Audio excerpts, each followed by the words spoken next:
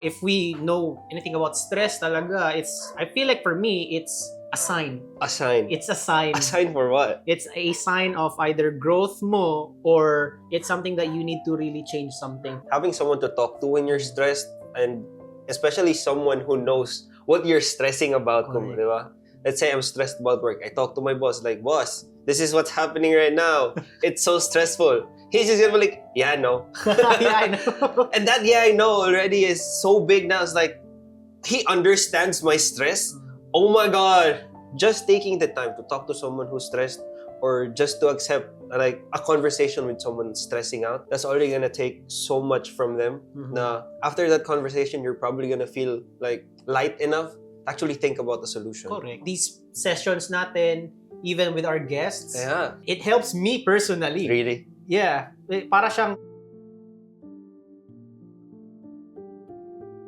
Hey bro, Hey, how are... Stressed. How are you? I'm just jumping I know. right there. Why it's so stressful to be like in a position. You know when you're familiar with a position and you've already dealt with it before, Yep. and then you're there again, but now you don't know what to do. Yun nangyari sa'yo? Yun nangyari sa'yo last week or this week? The past 2 weeks ata ba? Last 2 Like weeks. I was like, I've already done this. I've done this for so long already, but suddenly it feels so overwhelming and hard, and it just trips off my brain. It's like, you know what? Just don't do anything right now and just rest. And then that also stresses you out. I know. Bro, imagine mo na lang, right? Like you're trying to fix it, but you're actually stressing out from the solution. Know. Yun. I mean, like, for us, you know, we're in the creative industry rin naman, you know, and I think the hardest part, especially in the creative industry, is like sometimes you feel out the burnout kasi like you've been doing the same Yeah. thing, pero at the same time, you try your best kasi you try to push harder, but it may not be enough, parang ganon. So you end up stressing out, you know. So I feel like, you know, I know for like people here watching, we're just jumping in right now. I mean, I feel like we're just trying different stuff, to be honest.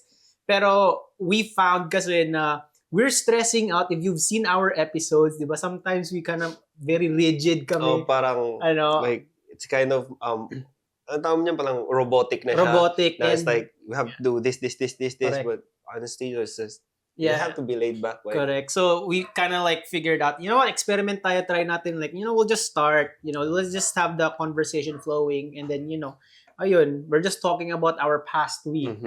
Because it was very stressful, to be honest. It's like Kiko had his own stress, and then I had to deal with my own stress because there's so many things going on, you know, apart from yung sa Growth Kraken, and then after that we also have our mga, you know, press play, mga recordings, and then we have our newest project coming along, which is Kajut Lang. Kajut Lang. Diba? And then by the time we're actually gonna see this one, it's already out, right? So it's a very stressful experience, and at the same time, it's something that I know that I have to deal with talaga. Yeah. Because, you know, if we know about anything about stress talaga, I feel like for me, it's a sign. A sign. It's a sign. A sign for what? It's a sign of either growth mo or it's something that you need to really change something. Parang ganun. It could either be good and bad rin naman, di ba? Because for me, like, let's just say in the positive side of things, right? Growth mo, let's just say na you are actually experiencing new things because you are being put in a new spot, kumbaga. You're being put out of your comfort zone na. Diba? Okay, yeah. So stress ka doon because it is an opportunity for you to grow na rin, That's diba? true. Pero at the same time, it could also be a bad thing. Yeah. Kasi when there's too much stress and then ikaw, hindi mo alam paano siya ayusin, you don't know how to deal with it. And then you're gonna be also stuck in a position where it's very, correct. very bad. You're not gonna grow at all. You're nandun Diba? ka lang all the time. So you know? I'm guessing like good stress helps you grow. Mhm. The bad stress stunts your growth. Perfect. Tama? Perfectly said, bro. Di ba? Galing. Kasi siguro, put it in my experience this week and last week it felt like depending on where the stress is from, right? So let's say I have a daughter, baby, infant, 8 months, diba? I'm still learning. So with the stress that's being put out by your family, by the baby, by the child, it's good stress. Because you're gonna learn from it, you're gonna grow from it. Alright. Yeah, easily handled. Pero sa work, I feel like in my work, it became bad stress na. Kasi, yung sabi mo, burnout. I've been put in this position before, and I know what to do already. But why am I not doing it? Burnout, ba? It's like, I don't want to do this right now. I've been doing this for the longest time. Yeah, I know how to do it, but why can't I do it? Because I'm burnt out. I couldn't move. I'm like full of anxiety, and then I can't work physically, Yeah, mentally. can't Ano move ba? talaga, Yeah. no? So that stress stunted my growth, Yeah. and it took a while. It took a while to actually overcome it. Pero ikaw, bro, anong stresses mo last week, this week? Dude, I think stresses for me, aside from the business, I think it's just me trying to catch up with my body talaga, you know. Mentally, I feel like I feel like I'm there. Mm-hmm. I've gone through the mental shit naman, you know, that I need to get through. Yeah. So, nilinis ko na sarili ko. Wow. Ganun, Nag-detox ka. Nag-detox, kumbaga. I think that's the thing, you know, for me, the way it starts, at least, is that do the physical first and then the mind will follow. It's kind of like Really? baliktad. Yeah.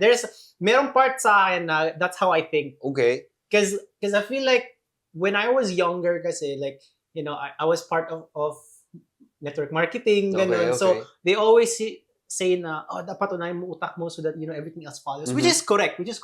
Don't get me wrong. Pero, meron kasi mga times na your motivation to do things just cannot be pulled out by your mental strength alone. Gets. So, I have to do it the other way na, okay, you know what? Tanggalin ko lang yung worries ko. I won't think too much about it. I'll just let my body move. Mm-hmm. Parang ganun. So, automatic na lang siya. So, siguro in a way, parang robotic na lang. Ginawa ko auto mode. Naka-autopilot ka. Naka-autopilot ako. And then after, you know what? Let's just say, for example, sa stress, let's just say sa work, right? If I find myself na parang I've been sitting too long sa computer in front of the screen, I'll just stand up, and then after that, labas ako sa bahay. Labas ako, punta ako sa garden namin. I start cutting yung bumbil namin, yung bougainvillea namin, you know, or maybe start cutting the grass. I don't even think about it anymore just because na by the time I start doing it, I sweat, and then after that, I take my mind off the whatever was stressing me about, you know. Subconscious na siya, parang ganun. Like I said, autopilot na because I've been doing it for a long time. Yeah. So, may mga cases na ganun that I have to start with my body so that it changes my mind. Actually makes sense. Yeah. Because sometimes it's basically like waking up in the morning and the first thing you do is stand up. Diba? Correct. And then it follows. It's kind of like that also. I was thinking, if that's how you cope with your stress, I was thinking, like, how do I cope with my stress? Yeah. Because I'm not a physical person. Diba? So like, I feel like you should have like at least somewhat, or at least you know what outlet you have, or what outlets that. Tama ba yun? Kung ano yung outlets mo, diba? Para if alam mo stressed ka, that's where you go to. Yeah. I feel like I haven't figured that out yet. And the thing that helped me cope with my stress was actually to like transform how I looked at it. Because, di ba nga, you say na, oh shit, I'm stunting my growth because I'm not doing anything. But like, if you think about it, like, if you've done this already, you know already what to do. Correct. And then if you do it now, it's like, parang upgrade sa skill mo ba? Kumbaga. It's like, you're doing this again and again sa sobrang repetitiveness, the more that you repeat it, it feels like, yun, autopilot na siya. Yeah. I feel like I haven't gone through it much pa na at this point, it's like, meron ka pang choice mo give up. Ganyan. Parang, meron ka pang choice to not do it. Hindi pa sanay siguro yung katawan mo or yung mind mo na you're doing this. Right. So, hindi pa siya na... Like, it's not yet programmed. Yeah, it's not yet programmed. It's not yet programmed sa utak mo. Like, I mean, like, I don't know. Should you actually keep on doing it? Parang ganun ba? Yeah, exactly. It's like... I think for me, like, you know, the way I'm seeing it, or like at least observing it sa'yo, is that maybe, like you said, you haven't gone through it too many times yet, and then after, parang na-bored ka na in a way. Siguro, you know, like, Ganyan, di ba? Di ba? Like, I feel like that's just the consequences of you doing the same thing over and over again talaga, di ba? Like, once a thing is so repetitive, it becomes monotonous, parang wala ka ng enjoyment, there's no more challenge. And I feel like, especially sa mga creative people rin, you like the challenge kasi you need That's some true sort also, of variety. Oo. You need some sort of variety. That's why, I mean, I'm not trying to stereotype anything, pero di ba like, minsan, especially sa US, kasi sa US ako nagbe-base ng mga data is that siguro yung mga people with ADHD or something like that, they can't really stop doing things. Like, they have to keep on doing things, diba? And I'm not saying na creative people have ADHD or something honestly, like that. I would like to see the statistics of Diba? this. No? Pero kung iisipin mo, parang almost similar na yung behavior that you have to either be constantly doing something or something para ma-fuel yung creativity mo, diba? Because it is very true that you're gonna have you're going to reach a point of parang block, diba? May mental block ka. A plateau or something. Plateau ka because you've reached your, let's just say, potential at this level. Kumbaga sa games pa, you've reached like cap. Oh, you capped. You capped already. And then after that, ikaw magtatanong ka sa sarili mo, like, bro, what am I gonna do next? Diba? Yeah. I mean, I feel like skill-wise, nakuha ko na to. Like, I've achieved this level here. Na. What's the next one? And then sometimes it doesn't really come to you until you get to that point na, okay, like I think our previous na mga guests rin, they kind of like saying na, until you've admitted to yourself that you're actually there. Oh. Diba? Then I think that's part of it na parang you're getting stressed because of that. Like, dude, I can't figure it out. Like, how am I gonna move past this? How can I deal with this? And then at the same time, I can still retain what I have. I mean, like, that's what I see at least, diba? Makes sense. So, sa'yo, bro, like, what do you feel like sa'yo, stressors mo? I mean, like, what things stress you out right now? Mostly work talaga. Because besides, like, being a dad and, of course, where does your stress, like, come from? Of course, it's gonna be from work. Correct. Because that's the thing that you worry about the most. Siguro. Like, family aside.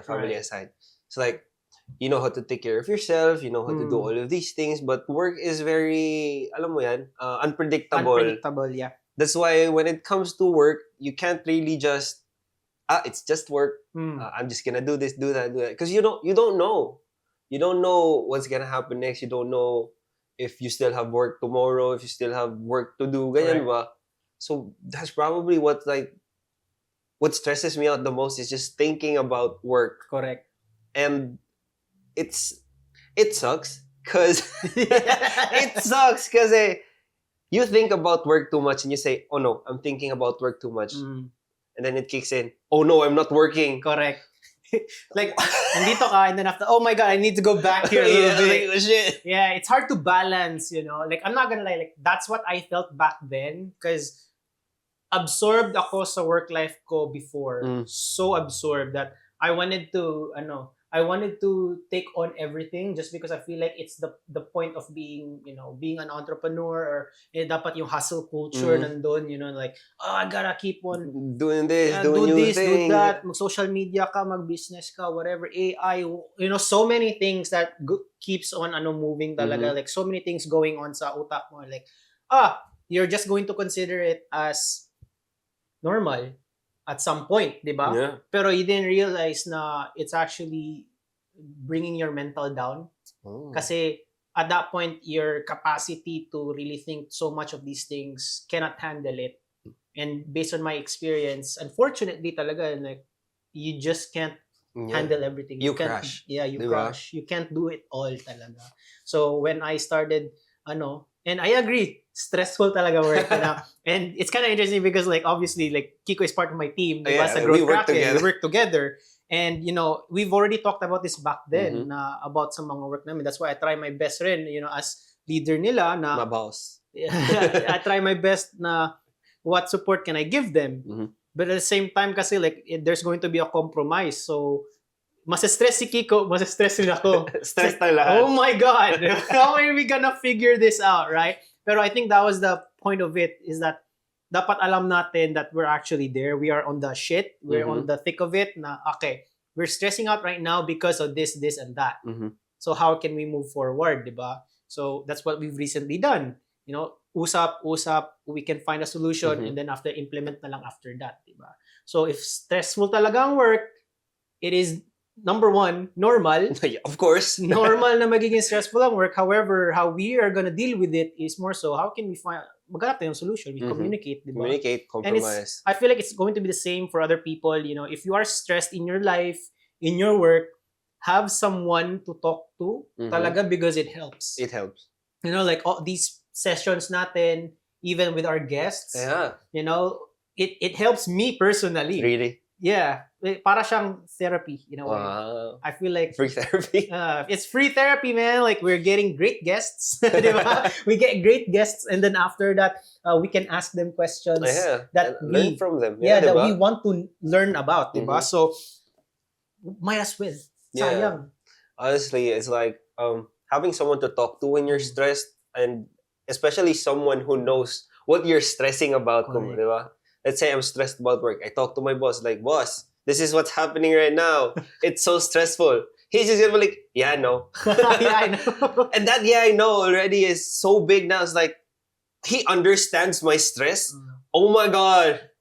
Iba. Oh my God. Iba dyan ang feeling. Iba. Because you have someone to like, you know, like, he might know what to do if you're stressed about this. Or he may not, but he will do something about it.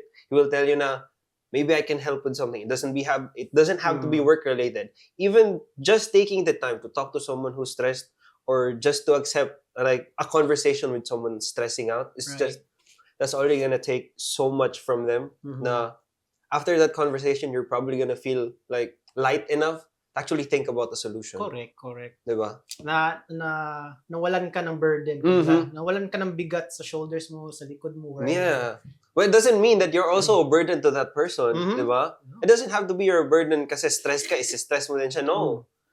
It's just that if he is willing to help, or if they are willing to help, then that means they're not taking the burden with them. They're just taking it off of you. Correct. Diba? Yeah, I love that. Hindi nila kukunin yun sa'yo eh. Tatanggalan lang nila konti. Sabihin nila, tanggalan kita 1 kilong stress. Yeah, diba? right. Nag-usap tayo, 1 kilo na naman. Yeah, Yan lang. that's true. And a really interesting thing about what you said is that, yes, pwede na nila tanggalin yung stress, but yeah, of course, the stress is still going to be there. Diba? Kumbaga parang, another way pa is like, pwede na lang tanggalin sa'yo yun, mawala ka agad. Or pwede na lang hawakan muna, just hold it up for you for a little bit so that you can breathe. That's true. I like that better. Kasi at the end of the day, that's still going to be your stress. It's not their stress. You're not gonna throw it away. Oh, diba? Like, the way I saw it is like, you know, I know people have helped me in a way parang ganun kasi. It's like, they understood when I shared my problems with them na stress ko pa rin yun. You know, like, I'm still going to experience that no matter what. Pagkatapos nating mag-usap, it's still my problem. It's still your problem. You know, it's still my problem. Yeah. However, they lifted it a little bit so I can see it. And then after that, since nahuwasan pa ba? Diba? Nahuwasan. Tama. It lightened my load, and then I was able to think a little bit clearer kung paano ko siya tanggalin na stress. So now that you have it again, it's like, I can lift this easy na lang. Yes, diba? That's why sa mga gym, diba, dapat meron kang coach, meron kang spotter. Meron, yeah. Because somebody is there who basically you need someone to at least support you on things that you have no clue or nahihirapan ka That's talaga. true. This is why if you're stressed, you know, you guys, alam ko, yung lahat kayo, stressed rin kayo sa buhay, ask for help, ask for support. Yeah, like, yun yung problema namin talaga before. You know, there's a main reason why our first episode was being a people pleaser. Yeah. It was us lighting, kumbaga, we were exposing our own insecurities or our own flaws that we were people pleasers. Sa sobrang people pleaser mo, is like, I'm not gonna stress anyone Yeah. out. I'm just gonna keep it to myself. Correct. But in reality, there's so many people there who are willing to help you. Correct. You're just not allowing them to help you. And that's so hard on you, Yeah. diba? That's true. I remember like a story, parang like yung, I feel like nasabi na to ng some guest, or I don't know who did, but there was yung parang bagyo, and then after that, like, there's a Christian siguro or a Catholic praying kasi bumaba na. Oh. Malakas yung flood, and then after that he was stuck in like in a place, and then baha na lahat sa paligid niya. And then after that nagpray siya sa Lord. This person prayed to God like, God, please save me. Padala ka ng mag-ano ka, like save me from all this stuff, And then after that merong dumaan raw na bangka. Like, oy, pasok ka dito. Like, tulungan kita, blah, blah, blah. Then, sabi niya, wag, kasi tutulungan ako ni Lord. So, alis na yung bangka. Pray ulit siya kay Lord. And then after that, meron naman dumating na rescue. Rescue boat talaga. Sabi niya na, Sir, pasok ka na. And then sabi niya, no. Tutulungan ako ni Lord. And then after that, tapos na yung bagyo. And then after that, nandun na siya sa heaven. Tinanong niya si Lord, bakit di mo ako tinulungan? And then sabi na ni Lord, pinadalan kita ng 2 rescue. Hindi ka sumakay. So basically, it's just like when people come around talaga, I believe Libni as well, one of our episodes, she said na people come and go in our life talaga. If like that person is meant to help you, they will be able to help you talaga. And then maybe that's their only part in your life. So people talaga, there will be those who are willing to help you. And if they are willing to help you, just receive. Just receive. Don't be afraid. I know, don't be afraid. I don't know, kung meron ba silang hidden agenda or something, then find it out, At the end of the day, just communicate na kailangan mo ng tulong.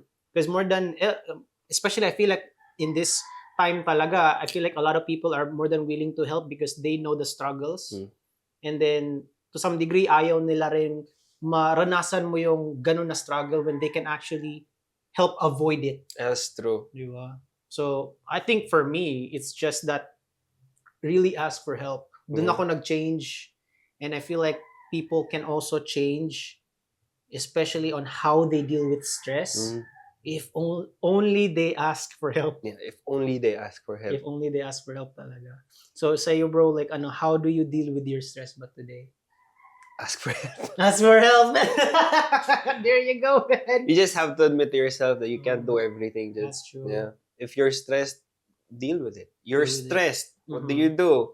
Lay it out and ask for people or ask someone to help you out, Yeah. hear you out. That's it, boy.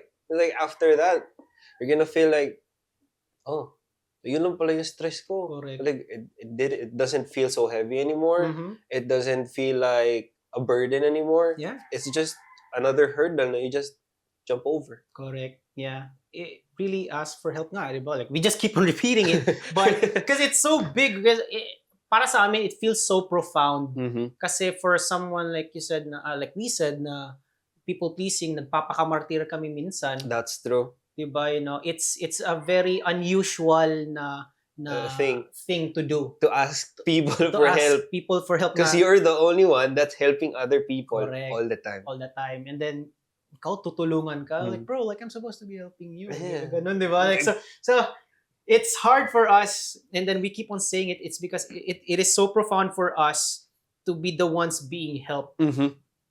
So I know para sa inyo dyan, baka like, bro, like, that's so simple. But for us, it's such a big... It's so big. I know, it's like, I should have done this before. Yeah, exactly. I should have done this before. Stress na stress ako dati sa work, sa life, sa school, relationships. Why didn't I ask for help in any of those You could have areas? saved so much time I know. and like stress, diba? You could have just like let that go in that moment, but it's so hard because you keep thinking to yourself, kaya ko to eh. I know, Hindi ko right? kailangan ng tulong sa iba, kaya That's ko tulungan true. sarili ko. And I feel like that's our ego just talking. That's true also. No, kaya ko to. Yes, you can do it, but you don't have to. Exactly. You don't have to. Di ba?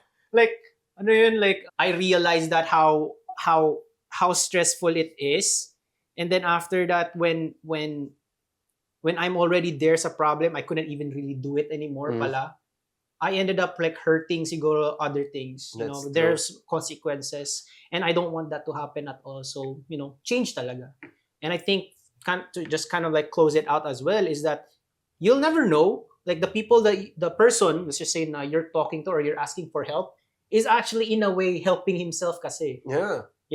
Like maybe sa time niya, let's just say, right, during his time in his life, he's just trying to become a supporter for others. since you're not asking for help, how can he fulfill his role That's sa true. life mo? That's true. And then, I don't know, maybe there are just other people who like to yap. Yeah. They just want to talk, man. They just want to talk to you. Baka gusto nyo kanya tulungan, just do it. Just do it. I know. Ano man mawawala sa'yo? Nothing. Oras, pero bawi-bawi lang. Bawi-bawi. And I like that na, if you're able to just help others, mawala yung stress nila, go do it. And if ikaw naman yung nasa receiving end na kailangan mo mawala yung stress mo, go ask for help. Do something else. Maybe exercise. Cut ka ng grass or whatever. I don't know. Take care of your chickens, your dogs. Diba? Exactly. Yeah. Ikaw, ano pa yung ano mo? Anything na gusto mo i-add? Wala na. I wanna ask them though. I wanna ask you guys, what's stressing you out today? Yep. Baka lang, may mag-comment dyan sa baba.